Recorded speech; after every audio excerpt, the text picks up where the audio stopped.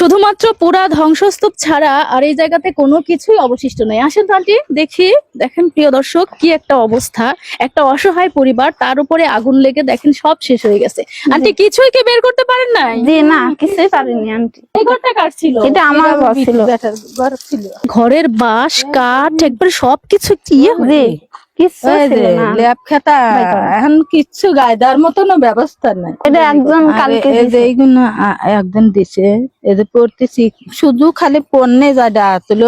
যেমন আমাক কইলো যে ওই মুরো বাড়ি পুরীর দিছে, কইলাম হায় হায় রে আমার কি সর্বনাশ, আমার আমার এত কষ্টের জিনিস। আমার পাইলে হারি একটা পাইলে যে দুই ভাত নাই দেখাবো সে ক্ষমতাটাও নাই আমার। সব পুড়ে গেছে। মোট কিচ্ছু নাই শোনা। আমার ঘর হান্দা খারাপ করবো কেবা করি হেউ এক টেনশন। বাড়ি বাড়ি যাতেছি করতেছি।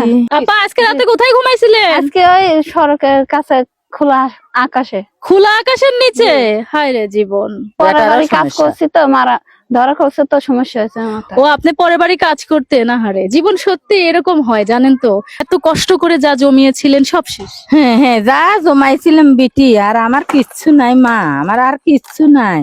সারা জীবন খায়া না খায়া। সারা জীবন খায়া না খায়া গুছাইছিলাম বিটি, আমার শেষ।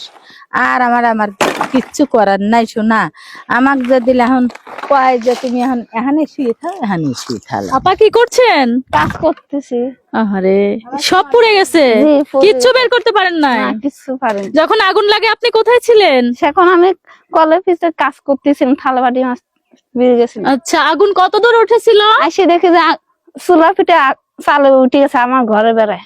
আমার মেয়ে যে চুলা ফিটে বসে আছিল আগুনের মধ্যে, আর আমার ছেলে ফেলে দুই মেয়ে ঘরের ভিতরে ছিল। আহারে ওদের এমনি কোনো ক্ষতি হয়নি না? কিছু হয় না। আচ্ছা প্রিয় দর্শক, যা হবার সেটা তো হয়ে গেছে। অসাবধানতা বশত হোক আর দুঃখজনক দুর্ভাগ্যবশত হোক, সারা জীবন অন্যের বাড়িতে কাজ করে যা সঞ্চয় করেছিল সেই সমস্ত কিছু এখন ছাই হয়ে গেছে না আপা? জি, এখন কষ্টে থাকা লাগতেছে। এখন কেমন করে থাকবো, খাওয়া দাওয়া করবো?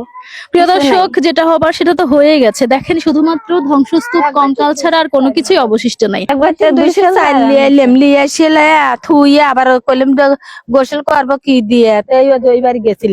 আমার লাতি পুতি 7টা স্বামীর ব্লাড ক্যান্সার, এই লিয়ে আমি সংসার করে খাচ্ছি আজ 10-12 বছর। আমি যে কিভাবে খাই আমি জানি আর আল্লাহ জানে। একজন দল কয় যে আমার গুটুক ফালা, তাই ফালা দিয়ে আসি।